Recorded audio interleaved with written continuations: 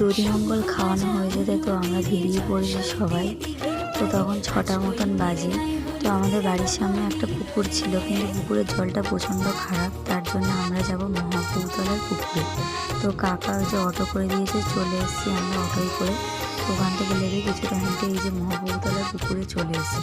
মহাপৌতলার পুকুরে আগে কখনো আসিনি, ফার্স্ট টাইম এসেছি। মহাপৌতলায় এসেছি, এদিকটায় আসা হয়নি।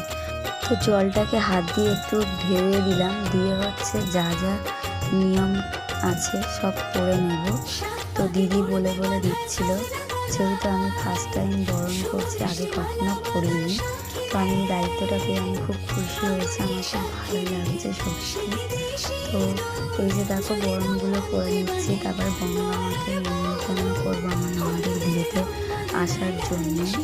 তারপরে সব বরণের সব মানে যা যা নিয়ম ছিল সব দিদি বলে দিয়েছে, করে নেওয়ার পরে তো এদিকে ধূপ মোমবাতি জ্বেলে তারপরে হচ্ছে ঘটে জল ভরে নেব, নিয়ে তোমার হচ্ছে আবার অটো করে বাড়ির দিকে যাব। তো যেহেতু মহাপৌতলায় এসছি, এখানে অনেক ঠাকুর আছে, তো সকালবেলা ওই জন্য দেখো ঠাকুরকে প্রণামটাও করে নেব সবাই মিলে। তো সকাল টাইমে এদিকটা এসে সত্যি খুব ভালো লাগছে, পুকুরটাও এত সুন্দর, আর তারপর ঠাকুরেরও দর্শন হয়ে গেল। তারপরে ব্লগে তোমরা আবার গায়ে হলুদের ভিডিওটা দেখতে পাবে।